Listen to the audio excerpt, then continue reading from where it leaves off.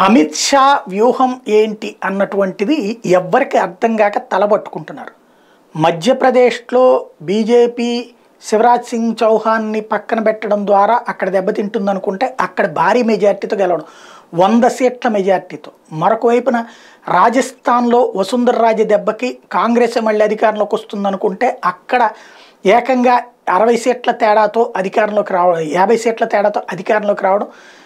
వసుంధర రాజే యొక్క గేమ్ నడపలేక చేతులెత్తేసి శర్మని ముఖ్యమంత్రిగా తనే ప్రకటించాల్సి రావడం అన్నట్టు. అట్లాగే ఛత్తీస్గఢ్లో రమణ్ సింగ్ని పక్కన పెట్టి కొత్త ముఖ్యమంత్రిని తీసుకురావడం అన్నటువంటిది. ఇవన్నీ కూడా పక్కా అసలు ఛత్తీస్గఢ్ గెలుస్తుందని ఎవరో అంచనాలు వేయలేదు. అట్లాంటిది ఇక్కడ గెలిచి చూపించారు. ఇక్కడ వాస్తవంగా తెలంగాణలో బీఆర్ఎస్ మహారాష్ట్రలో సర్పంచ్ దాకా వెళ్ళడానికి ఫిక్స్ అయినటువంటి నేపథ్యంలో అక్కడ దెబ్బ కొట్టినటువంటి సందర్భం.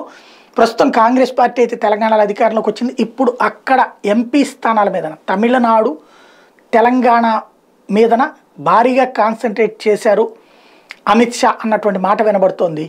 ఇది ఏ మేరకు నిజం అన్నటువంటి రాబోయే రోజుల్లో తేలాల్సి ఉంది.